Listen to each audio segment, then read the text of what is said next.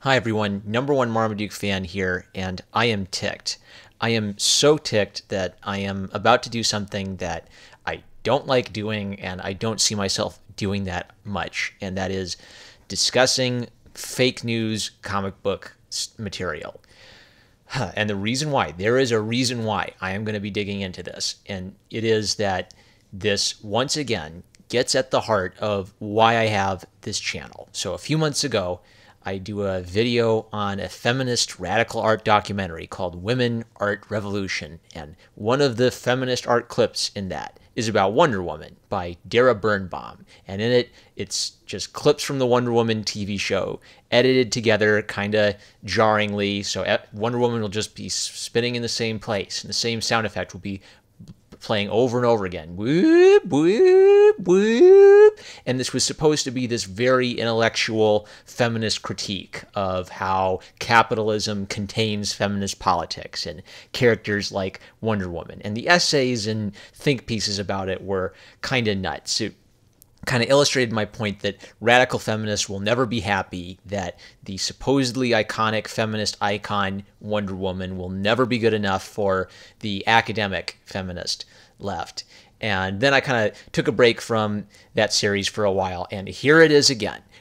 Here's a discussion about comic book characters and comic book movies. And sure enough, here's the trickle down from the woke art professors who don't give two hoots about Wonder Woman comics down into our comic book discussions. So here's the Twitter interaction, which told me that something was going on here. Bounding into Comics, at Bounding Comics, they are a comic news site who are generally friendly to people in the Comicsgate or Move the Needle community. And I'd call it sort of openly right of center comic book culture coverage.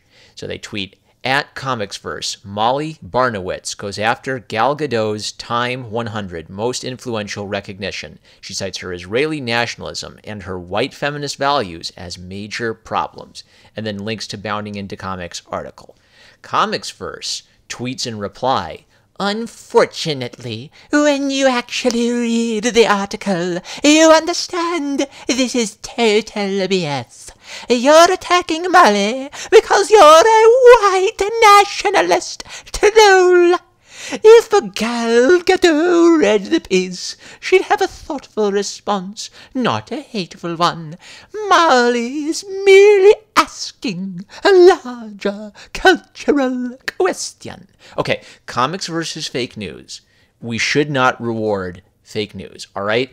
This is why I don't like making videos like this, even though I think it's important to talk about the state of comics journalism. I don't give much credence to Comicsverse and Comicosity and Bleeding Cool. I mostly just ignore them because I would rather go to Twitter or some other forum where I can just hear people who read comics talking about the comic books they like. That's one of the good things about Twitter, even though it's kind of a cesspool, is I can just hear people sharing pics of comics they read and get a feel for what's cool without listening to some woke journalism / gender studies major who didn't learn a thing about the liberal arts at a liberal arts school lecture me about the Israeli-Palestine conflict in relation to Wonder Woman. In my perfect world, Comicsverse would have like one follower and none of us would care. It would be one Twitter user among the millions in the din of noise. Now, but unfortunately, some people do care about Comicsverse and Comixosity and all of these mainstream comic news sites. So that makes it at least somewhat important to talk about how they cover the news. But I do not want us to reward Comicsverse. Okay, Comicsverse is fake news. We need to start treating Comicsverse and these sites like naughty children. They are trolling, they are throwing tantrums and seeking attention. They are happy when we give them attention. They're probably hoping I'll link to their article so they'll get clicks and views and ad revenue. And as any parent can tell you, you do not reward tantrums. You do not give candy and clicks and ad revenue to naughty children like Comicsverse who are throwing a tantrum to get our attention. We have to lay down a rule. We have to enforce that rule and have consequences for breaking that rule. What's the consequence for Comicsverse calling people a white nationalist troll and proving that they're fake news? Well, the consequence has to be no clicks, no views, archive.is. They're going to stay in the corner. They are no longer part of any rational, mature discussion about politics and comics. So Comicsverse, their nose is in the corner, while we adults who do not call people white nationalist trolls, we are now having an adult conversation together about politics and comics. So while Comicsverse is over there in the corner learning their lesson, here's my conversation with you adults who are left. We need some sort of organized effort to make sure that these fake news sites are not being rewarded. And this is something Gamergate did really good at that I don't think Comicsgate hasn't reached a critical mass enough yet for us to have something like this. And the problem is it takes a little bit of obsessiveness to do something like this. One of the things that people would make fun of about Gamergate is that Gamergaters would save everything everybody said. So if a journalist said something hypocritical, they'd have screenshots and archives of that tweet. This was to Gamergate's benefit because they were able to prove when people were lying about them or were being obviously hypocritical or were changing their stories or their arguments on the fly.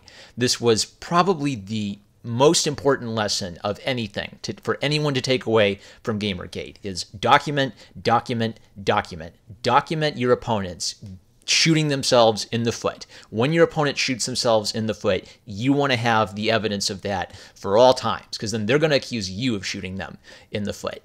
So the thing is, it takes a lot of work, to go through all the articles, archive them, compile them somewhere. So this is something I've kind of just been doing on my own, archiving some of these fake news articles. I'd really love to see maybe Bleeding Fool or maybe even Bounding Into Comics take the lead on something like this and help give us in the community tools or a place where we can work together and share our archive links and stop giving ad revenue to fake news Comicsverse. All right, so here's the question. So I'm already ticked at Comicsverse for bringing in the language of white nationalist troll into discussion. Do they have the point? As much as I like Bounding Into Comics, is it possible that Bounding Into Comics has missed the boat a little bit? Maybe they have missed the point or they're reading too much into the original Comicsverse article. Well, to do that, I went to read Bounding Into Comics article, and then I went to read the article by Comicsverse they are responding to. So the Bounding Into Comics article is written by Jorge Arenas. It is replying to an article by Molly Bernowitz in Comicsverse. I think the most important one to look at is Molly Barnowitz's article for Comicsverse. The short story on Jorge Arenas's article for Bounding Into Comics is there's nothing wrong with it. At the worst, if I were playing devil's advocate, I'd say maybe there's one or two word choices that are not very objective word choices, but this is clearly a opinion piece. It's sort of like how the Daily Wire is an opinion news site, but it openly identifies itself as a conservative news site. So you know to take it with a grain of salt. You know you're getting a conservative perspective on the news at Daily Wire. The old phrase I like is objective but not impartial. Objective but not impartial journalism means that you are trying to present objective facts, but you yourself have a perspective and you are willing to acknowledge what your perspective is. So you're willing to say, I am a conservative, I am partial towards conservative philosophy. I strive to be objective in writing this article. So if I lie about the liberal, then you call me out for lying about the liberal. But my language will reflect my partiality at times. And as long as you're open about what your beliefs are, I'm okay with that kind of writing. So I have nothing bad to say about Jorge Arenas's writing style. What's the headline? Comicsverse's Molly Barnowitz goes after Gal Gadot's Time magazine achievement because of her white feminist values. Yep, it's in quotes because it's a direct quote. They also criticize Molly Barnowitz's article for attacking Gal Gadot and for making hay about her role in the Israeli Defense Forces.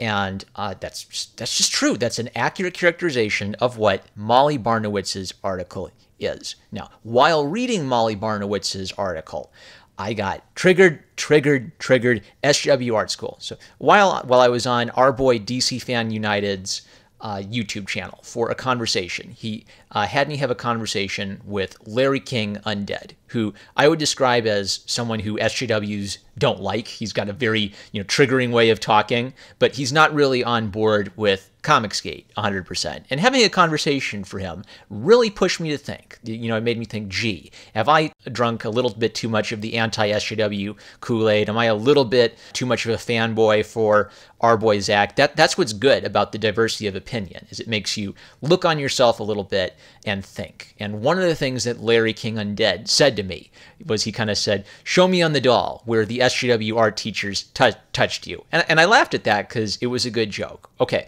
Larry King Undead, I hope you're watching this. This is where the SJW art teachers touched me on the doll. They touched my wallet for the tuition, and they touched all my comic books and all of my comic book mainstream news sites. They just won't stop touching me on the doll. Here again, this is ostensibly an article about Gal Gadot being part of Time 100's most influential people of 2018 for her role in the Wonder Woman movie, right? Okay, who cares what Time magazine thinks are the most influential 100 people? I don't care about Time anymore. They're hacks. They're fake news. I'm using that facetiously. It's possible for Time to have good coverage or good information in their magazine. What I mean is that overall, Time has a bias, and they're not willing to admit that bias. And therefore, I look at them skeptically. And if you don't look at Time magazine skeptically, if you blindly accept what Time magazine says as a great, objective, true facts, then I don't know. I just question your ability to cross the street and not get slammed by a truck. That's all I got to say. So let's take a look at what Molly Barnowitz has to say. This year's Time 100 Most Influential People of 2018 is a who's who of progressive feminist icons. Now, I'm going to get into this later. Barnowitz has a habit of describing certain people and certain ideas as controversial, and plenty of people have observed this. But in the mainstream media, if you are a centrist or center-right, everything you say is controversial.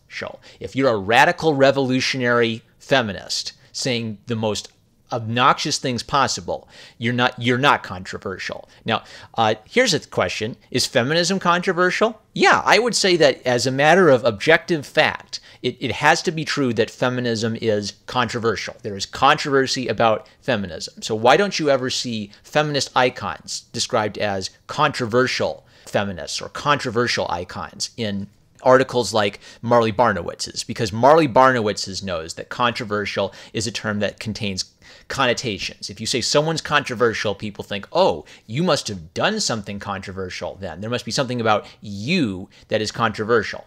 But if you're a progressive feminist, you're an icon. And this characterizes the whole article, this type of word usage. Barnowitz goes on about some of the progressive icons included in Time 100, and then says, on the other hand, the list also includes its fair share of conservative figureheads like Donald Trump, Attorney General Jeff Sessions, and conservative talk show host Sean Hannity. The jarring combination ranges from every side of the political spectrum and places misogynists in the ranks of revolutionary social justice advocates. I hate this. Barnowitz has not said that Donald Trump, Jeff Sessions, and Sean Hannity are misogynists. She's just identified them as conservatives in contrast to progressive feminist icons, and then said that misogynists are amongst the ranks of revolutionary social justice advocates. Well, who are the misogynists, Barnowitz? It's implying that conservatives are misogynists without having the balls to say conservatives are misogynists.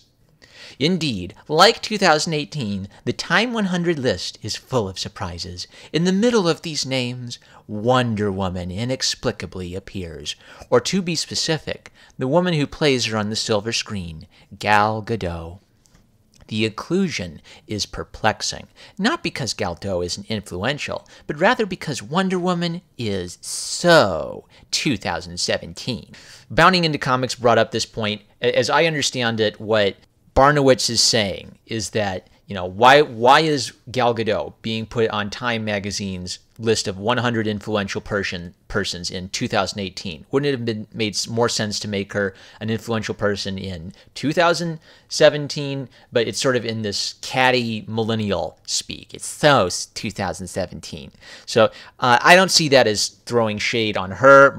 It's more like raising the question, why now? And the tenor of this whole fake news article from Barnowitz is, why has Gal Gadot been put on Time 100's most influential people of 218? Is it the right decision? This is the question that has been posed to us by Barnowitz. It's a fairly inconsequential question because I don't care who Time puts on its list of 100 influential people. I don't care that much about actresses and actors outside of whether I enjoy the movie they were in or not.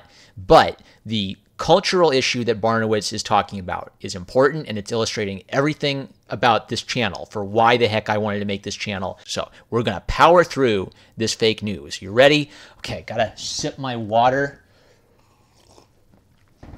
No caffeine for me, but I need some hydration to give me strength. More fake news. Gadot earned her stripes as a performer in the first Wonder Woman movie. Blah, blah, blah. Among these accomplishments, Gadot also embodied Wonder Woman to help promote the character's controversial position as an honorary UN ambassador for the empowerment of women and girls. Okay, controversial again. Hear that word, controversial? So here's the question I want you to ask. Anytime you see controversial in a news piece, controversial to whom? The appointment of Wonder Woman as an honorary ambassador for the empowerment of women and girls. Well, who's against the empowerment of women and girls? Was it a controversy amongst right-wingers and left-wingers? No, that was a controversy amongst feminists. That was an in-house feminist dispute. But since that's the tone and the tenor of what Comicsverse is, that makes it seem more important. What to us seems like sort of unimportant. Oh, so feminists are arguing about whether Wonder Woman should be an honorary, purely symbolic UN ambassador. To feminists who are having that discussion, it seems much more important in the context of their planet.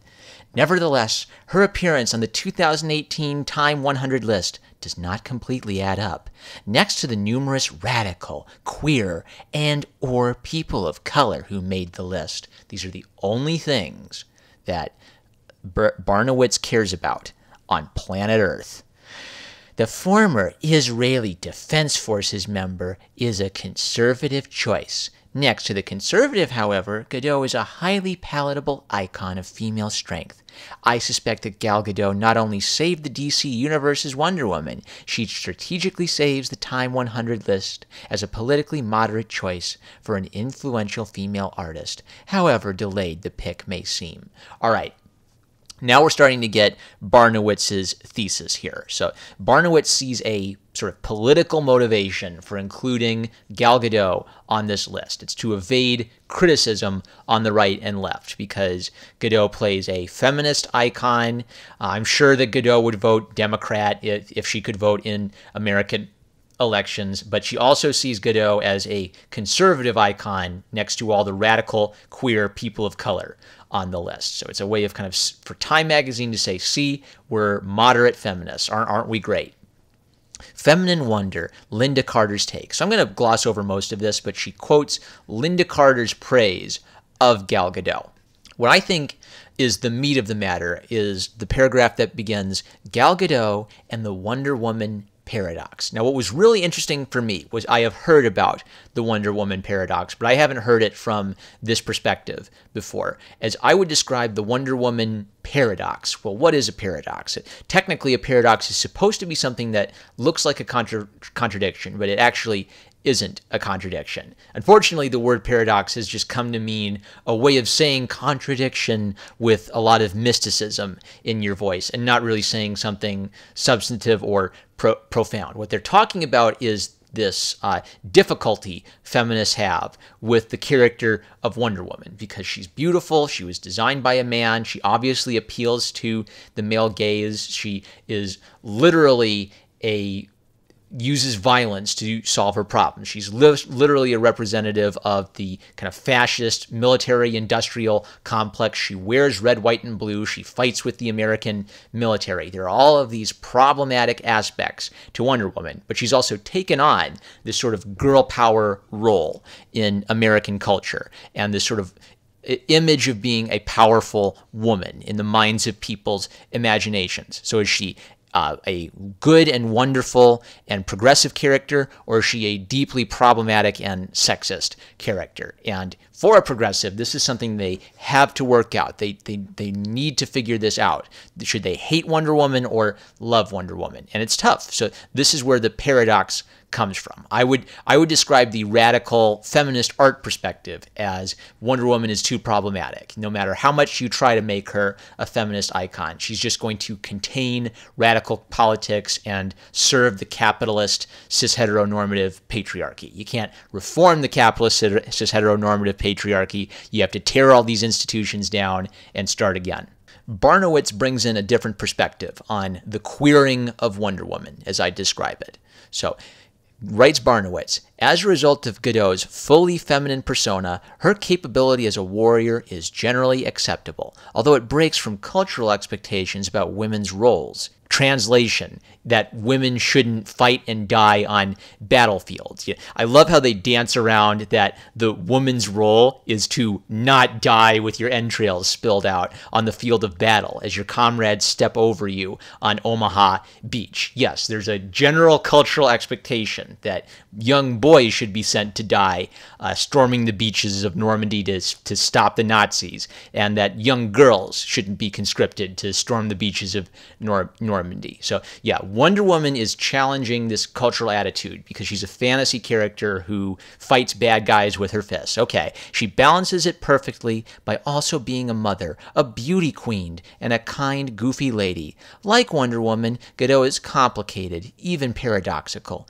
Indeed, Wonder Woman seems to slip the ties, constraining women in similar roles. Wonder Woman, and by extension Gadot, get away with being kinkier, queerer, or more masculine than other women because she is otherwise charismatic, beautiful, and the epitome of femininity. All right, so here's the paradox, guys. For the progressive left, it is really interesting that Wonder Woman has a domineering personality and that she's in all of these sort of kinky sexual situations. That's really interesting. It's the queering of culture. But it's also problematic that she's charismatic, beautiful, and the epitome of femininity. So what are we to do? And my take on just what I read of progressive theory is they don't worry so much about coming to a firm conclusion.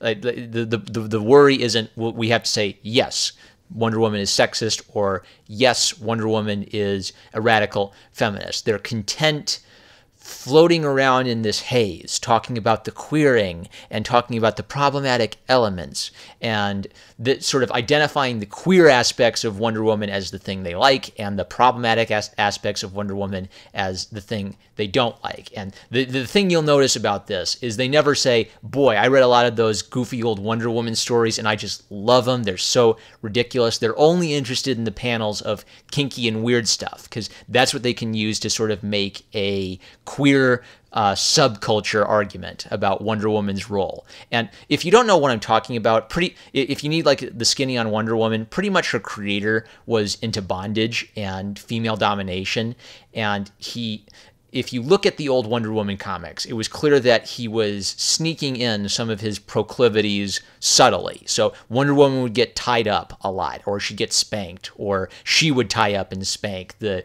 villains, right? Or she would dominate a man and, like have her foot on his neck or something. So the creator of Wonder Woman has these sexual attitudes, or these sexual, I don't know what you call it. I'm a Baptist, guys. Come on. But if you look at the Wonder Woman comic, there's like a suspicious amount of these. But here's the thing. Most of them exist within an innocent context. Why is Wonder Woman being tied up? Because she's been kidnapped by the bad guy.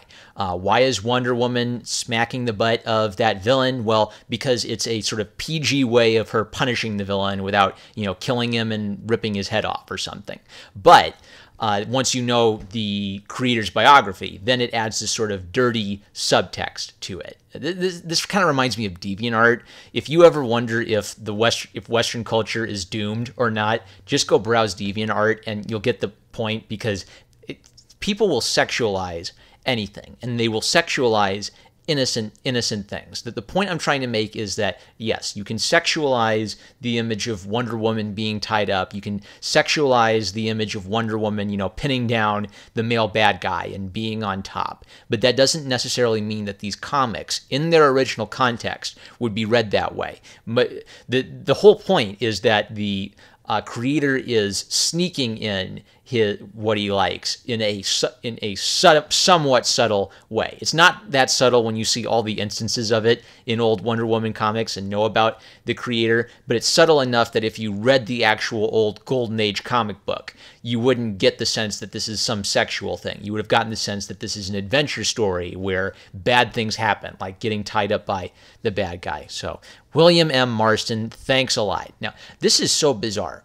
William M. Marston has these sexual desires regarding women, and he's putting that into his comic about Wonder Woman. You think this would be the height of something being problematic. He's literally creating the fictional character of Wonder Woman to appease his male sexual appetites. But because there's also this queer bondage dimension to it, that's where the paradox comes in. And the progressive left wants to rescue the queering of culture out of old Wonder Woman comics while still recognizing the problematic aspect of Wonder Woman's patriarchal male gaze design. It never ends. There's no way to resolve the paradox. William M. Marston, writes the author, got away with Wonder Woman by subtext. Under a veil of naivete, sweetness, and convention, Wonder Woman is queer, kinky, and dominant. As a result, instead of destroying the possibility of feminist progressiveness, she seduces everyone to go along with it. Is it possible that Gadot is similarly successful? She escapes criticism by towing the line between femininity and feminism. There's nothing concrete here. There's nothing to dig in and say, this is what feminism is. This is what it is to be a feminist and to be consistent with feminist principles. Because it's not about principles. It's about, I'd almost call it like Gnostic feminism. The Gnostics were these early Christian heretics who thought that bodies didn't exist and that Jesus was effectively kind of like this ghost projection type of image. And the traditional Christians believed that no, he actually was a man. He had a physical body. He was the God man. He had the nature of God and he had the nature of man, up against the Gnostics who would see Jesus as sort of a weird ghostly image kind of being. So Gnostic feminism would be, there's nothing about feminism you could pin down and say this is what constitutes feminism. It's just this constant vague language of the in-betweens of the border and the semiotics of the simulacra. It doesn't connect with anyone or anything concrete in reality. And I think that's the problem with this writing. So, but rather than just saying it's nonsense, I want to try to actually explain what I think the nonsense is getting at. What the nonsense is trying to get at is that Gal Gadot, by being beautiful and being feminine, is normalizing sort of queer kinkiness. And there may be an element of truth to that. Blurred lines, more controversial than expected. Ultimately, why Gadot made the Time 100 list might not really have much to do with Gadot at all, but rather what she symbolizes. Gadot is just progressive enough to appease progressives, and she's just beauty queen / mother enough to please conservatives. I want it noted that when Barnowitz chooses to make a distinction between progressives and conservatives, she sees progressivism as the mark of progressives, well duh, and being a beauty queen or a mother as the mark of what conservatives like. So it's the mark of a conservative that we like the motherliness of Gal Gadot, or that she is a mother. Do progressives not love their mothers? Are progressives not concerned for maternal love? Conservatives like that she's a beauty queen? Well, there we go. I already knew that beauty was a patriarchal concept that only conservatives like, yeah. For example, unlike Wonder Woman, Gadot is not queer, but she's comfortable playing it on screen. The two links. One of the links goes to Greg Rucka, a hack who blocked me without me ever interacting with him. talking about how Wonder Woman is now a lesbian. And as far as I know, this is a fairly recent development in Wonder Woman. You know, she lives on this island with a bunch of women, modern comic book writers, tee-hee, let's make her a lesbian because now gay marriage is popular. Wonder Woman was not a lesbian when gay marriage was unpopular in American politics. It was right after gay marriage became cause célèbre of the progressive left that Wonder Woman transformed into a lesbian. But that is cited as the evidence that Wonder Woman is and always was a lesbian. Her controversial support of Israeli nationalism. There's controversial again. Controversial to whom? Her controversial support of Israeli nationalism is chalked up to serving her country. See Carter's description. So why is serving her country put in quotes? Because Barnowitz is incensed. She hates the idea that you would describe serving the Israeli military as serving your country. It's patriarchal. It's the military-industrial complex. How dare they? Moreover, Gadot's real military experience makes her more credible as a feminist warrior princess because she is serving a traditionally male role. However, while she looks progressive for supporting Israeli women's equality, her role directly harmed others, including women. All right, this to me is the buried lead. This is the big thing. Gal Gadot harmed others, including women. What article does this link to? Medium. Gal Gadot isn't Wonder Woman. The cruel and unusual irony of a pro-IDF actress playing the iconic pro-peace warrior princess. Yes, the pro-peace warrior princess who solved her problems with super strength and beating up the bad guys. Yeah, that pro-peace warrior princess. This is what I hate about fake news, is that it's never just one article of fake news. It's always a black hole of layer upon layer of fake news. So Medium writes a fake news piece, and then over on Comicsverse, they cite the fake news piece, and that's the evidence of their fake news piece. Who'd I interact with? It was Neil Gaiman. I'm interacting with Neil Gaiman, and he says Comicsgate is all a bunch of white nationalists, racists, and neo-Nazis. And he says, I read 4 articles which said as much. And my point to him is that when you say you read 4 articles that said Comicsgate are white nationalists, that doesn't prove that Comicsgate are white nationalists. That proves that we have a problem of 4 sources repeating the same dumb argument. When fake news has control over most of the major outlets and most of the major venues of expressing their attitudes under the guise of journalism, then they get to cite one another to support their own fake news. So you can link citation is supposed to provide evidence to a point.